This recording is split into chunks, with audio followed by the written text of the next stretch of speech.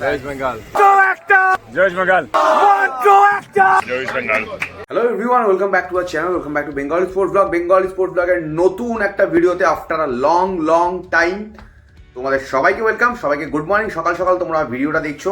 আমি একটু হ্যাংওভারে আছি বিকজ কালকে রাত্রিবেলা অ্যাকচুয়ালি সন্ধ্যেবেলা ইন্ডিয়া ভার্সেস মালয়েশিয়া ম্যাচটা দেখার পর একটু ডিপ্রেশনে চলে গেছিলাম। মানে 2024-এ ইন্ডিয়ার যতগুলো ম্যাচ দেখেছি বেশিরভাগ ম্যাচে, শুধু বেশিরভাগ বলবো না, মানে প্রত্যেকটা ম্যাচ দেখার পরেই আমি একটু হালকা ডিপ্রেশনে চলে গেছিলাম।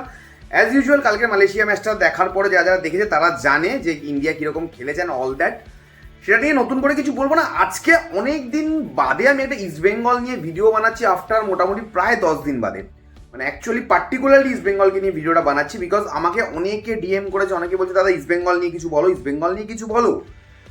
ইস্ট বেঙ্গল নিয়ে বলতে অনেক কিছুই মানে ইচ্ছা করছে এবং এই ভিডিওটাতে অনেক কিছুই বলবো। ইস্ট বেঙ্গলের টিম, আগামী দিনের ম্যাচ, কী কী চেঞ্জেস আসতে পারে, কী কী হতে পারে, অস্কারের আন্ডারে কী কী হচ্ছে, সব কিছুই বলবো তোমাদেরকে। চ্যানেলে যদি নতুন হও do subscribe Bengali sport blog, এবং যদি অলরেডি সাবস্ক্রাইব করে থাকো বন্ধু বান্ধব সবার সাথে চ্যানেলটাকে শেয়ার করো। আশা করি যারা খেলা ভালোবাসে তাদের প্রত্যেকে বেঙ্গলি স্পোর্ট ব্লগকে ভালো লাগবে এবং ভালোবাসবে। এছাড়াও ইনস্টাগ্রাম এবং ফেসবুক দুটোতেই আমি বেঙ্গলি স্পোর্ট ব্লগ নামে রয়েছি। যারা যারা আমাকে এখনো অব্দি ইনস্টাগ্রাম এবং ফেসবুকে ফলো করে, do follow me on Instagram এবং ফেসবুক। কারণ একটু ইস্ট বেঙ্গল অস্কার ব্রুজনের আন্ডারে কিন্তু ইস্ট বেঙ্গল 2-3 দিন ধরে প্র্যাকটিস শুরু করে দিয়েছে অলরেডি। আমরা সকলেই জানি কালকে দিমিত্রিয়াস ডিয়ামান্টাকো, সাউল ক্রেসপো এবং মাদিতা লাল যে মানে ত্রিফলা এখন অবধি ইন্ডিয়ান সুপার লিগে মানে আমি বলবো সফল নয়, একদমই সফল নয় রাদার আমি বলবো। যেই জন্য মানে লিগ টেবিলের সবার নিচে এই মুহূর্তে 13 নম্বরে রয়েছে ইস্ট বেঙ্গল, এবং সেইখান থেকে আগামীতে কীভাবে ইস্ট বেঙ্গল সামনের দিকে যাবে সেই প্র্যাকটিস কিন্তু ইস্ট বেঙ্গল শুরু করে দিয়েছে। এবং যদি ক্যালকুলেশন আমরা করে থাকি 7 ম্যাচ খেলে ইস্ট বেঙ্গল এই মুহূর্তে 1 পয়েন্ট, আর 17 ম্যাচ খেলা বাকি রয়েছে। এবং বেশ কিছু চেঞ্জেস দেখো, ক্লেটন সিলভার পারফরমেন্স নিয়ে নতুন করে কী বলবো, Clayton is totally a flop, ঠিক আছে, জাস্ট আ ফ্লপ। এর থেকে আর নতুন করে কিচ্ছু বলার নেই। আগামী দিনে ক্লেটনের চেঞ্জেসটা মানে যে চেঞ্জটা আসতে চলেছে, যেটা নিয়ে আমরা এর আগেও কথা বলেছি এবং বিভিন্ন টাইমে আমাদের কথা বলতে হচ্ছে, কারণ ক্লেটনের চেঞ্জটা খুব দরকার ইস্ট বেঙ্গলের ক্ষেত্রে এই মুহূর্তে। সেই চেঞ্জটা যদি এই মাসের লাস্টে বা সামনের মাসের মানে ডিসেম্বরের প্রথমে আসছে তো বেটার ফর ইস্ট বেঙ্গল। কারণ যদি দেখো মানে নেক্সট ডিসেম্বর মাসে যদি চেঞ্জ না আসে আর ইস্ট বেঙ্গল যদি তাদের রেজাল্টটা না ঘোরাতে পারে, আমার মনে হয় এই সিজনটা ইস্ট বেঙ্গলের জন্য ওভার হয়ে যাবে। কারণ 1 পয়েন্ট অলরেডি 7 ম্যাচে, সবার থেকে পিছনে রয়েছে 5 পয়েন্ট 7 পয়েন্টে, যারা 12 নম্বর 11 নম্বরে রয়েছে তারা ইস্ট বেঙ্গলের থেকে 4 পয়েন্ট 6 পয়েন্টে অনেকেই এগিয়ে রয়েছে। যেরকম তোমার হায়দ্রাবাদ 7 পয়েন্টে রয়েছে, মোহামেডান 5 পয়েন্টে রয়েছে। তো ইস্ট বেঙ্গলের থেকে সবাই এগিয়ে রয়েছে। তো ইস্ট বেঙ্গলকে এই মুহূর্তে কিন্তু পরপর স্ট্রেচ, আমি আগেও বলেছি একটা দুটো নয়, বেশ 3-4টে ম্যাচ যদি পরপর জিততে পারে তাহলে মানে আমি বলবো টপ 6-এ যে ফাইটটা সেটাতে কামব্যাক করতে পারবে। এবং দেখো যেটা সব থেকে ইম্পর্টেন্ট এই মুহূর্তে, যেটার জন্য ভিডিওটা বানাচ্ছি, চোট আঘাত সব কিছু, হেক্টর ইউজ থেকে নিয়ে প্রচুর প্রশ্ন। আমাকে ইন্ডিভিজুয়ালি জিজ্ঞেস করলে আমি পরিষ্কারভাবে বলবো আমি হেক্টরকে চাই না, বাট ম্যানেজমেন্ট হেক্টরকে আবার ফেরাচ্ছে স্পেন থেকে। হেক্টর ফিরতে চলেছে, এই উইকেই ফিরে যাবে, 2-1 দিনের মধ্যে। হয়তো ভিডিওটা মানে তোমরা দেখছো মঙ্গলবার দিন, হেক্টর হয়তো মঙ্গল কি বুধবার দিনই কলকাতায় ফিরে যাবে, যতটুকু আমি শুনতে পাচ্ছি এখন অবধি।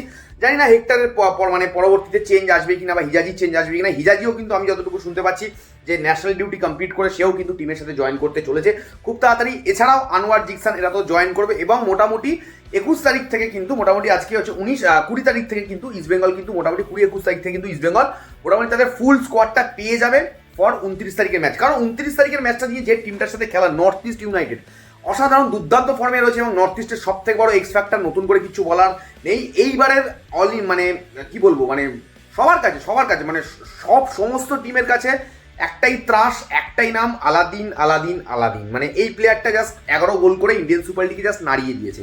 এবং সেই প্লেয়ারটা এবং তাদের টিমের সাথে খেলা, আমি শুধু তো একটা প্লেয়ারে খেলা না, ওভারঅল টিমটা দারুণ খেলছে। জিতিন থেকে শুরু করে আরও বেশ কিছু ভালো ইন্ডিয়ান প্লেয়ার রয়েছে, বিদেশি প্লেয়াররাও কিন্তু নেস্টার থেকে শুরু করে অনেকেই ভালো খেলছে। সেই টিমটার সাথে 29 তারিখের লড়াই।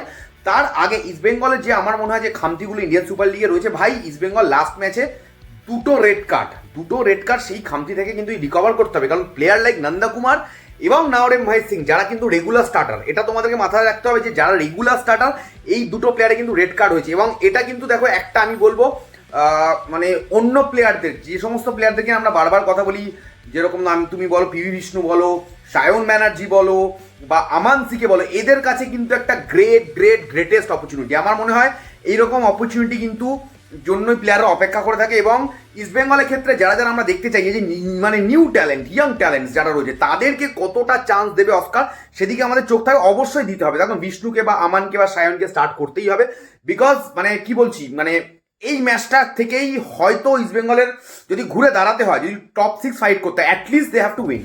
মানে 8 ম্যাচে 4 পয়েন্ট না নিলে মোটামুটি আমি বলবো এবারে টপ 6-এর আশাটাও হবে না কমপ্লিট। এই মুহূর্তে আমি ভিডিও বানাচ্ছি, একজন আমার পা ধরে টানাটানি করছে, মানে আমি তাকে একটু দেখিয়ে দিচ্ছি।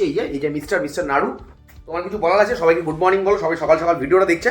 তো আমি যেটা বলছিলাম যে টপ 6-এর লড়াইতে, এবং এটা একটা বিগ অপরচুনিটি, আমার মনে হয় প্লেয়াররা সেই অপরচুনিটি হিসাবেই দেখবে যে মানে সেটা মানে নাওরেম মাহেশ এবং নন্দকুমারের জায়গায় যারাই খেলুক, সেটা যদি তোমার মানে বিষ্ণু হোক, সায়ন হোক, আমান হোক, যেই খেলবে এটার বিগ অপরচুনিটি, সেদিকে আমাদের চোখ থাকবে।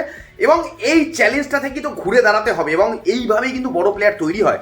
একটা প্লেয়ারের চোট, আঘাত, কার্ড, সমস্যা সব কিছু part and parcel of the game, এবং সেই জায়গাতে অপটিমিস্টিক থাকতে হবে, পজিটিভ থাকতে হবে। অস্কারের যে মাইন্ডসেটটা এই মুহূর্তে যেভাবে ইস্টবেঙ্গল টিম ট্রেন করছে, ট্রেন টু ইমপ্রুভ, কারণ ইস্টবেঙ্গল কিন্তু কার্লোস কুয়াদ্রাদের আন্ডারে এই সিজনে অন্তত ট্রেন করেছিল, ট্রেন করে ব্যাকওয়ার্ডসে গেছিল।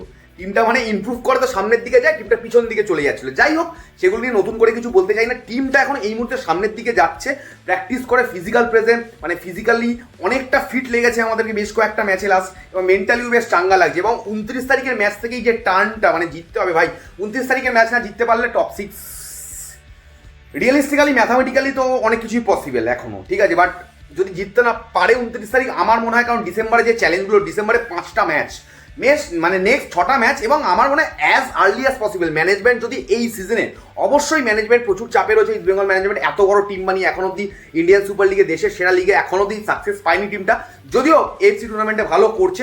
সব কিছুকে মাথায় রেখে এই বছর যদি এই টুর্নামেন্টে মানে ইন্ডিয়ান সুপার লিগে, দেশের টুর্নামেন্টে, সর্বসেরা টুর্নামেন্টে যদি ভালো করতে হয়, নেক্সট 6টা ম্যাচ, এই নভেম্বরের 29 তারিখের ম্যাচটা এবং ডিসেম্বরের 5টা ম্যাচ, আই থিঙ্ক এই 6টা ম্যাচ যদি ইস্ট বেঙ্গল ভালো না করতে পারে, টপ 6-এর আশা আমার মনে হচ্ছে থাকবে না। কারণ বাকিদের সাথে গ্যাপটা আস্তে আস্তে মানে দীর্ঘায়িত হচ্ছে, মানে এখনই অলরেডি 5 পয়েন্ট 7 পয়েন্টে অনেকেই পৌঁছে গেছে, যারা 12 নম্বর 11 নম্বরে রয়েছে, সেখানে ইস্ট বেঙ্গল 1 পয়েন্টে। তো আমার মনে হয় সেই দিক থেকে ইস্ট বেঙ্গলের 29 তারিখের ম্যাচটা মাস্ট উইন, এবং যে টিমটার সাথে খেলা সেই টিমটা যথেষ্ট ভালো ফর্মে রয়েছে, এটা চিন্তায় রাখবে প্রত্যেককে।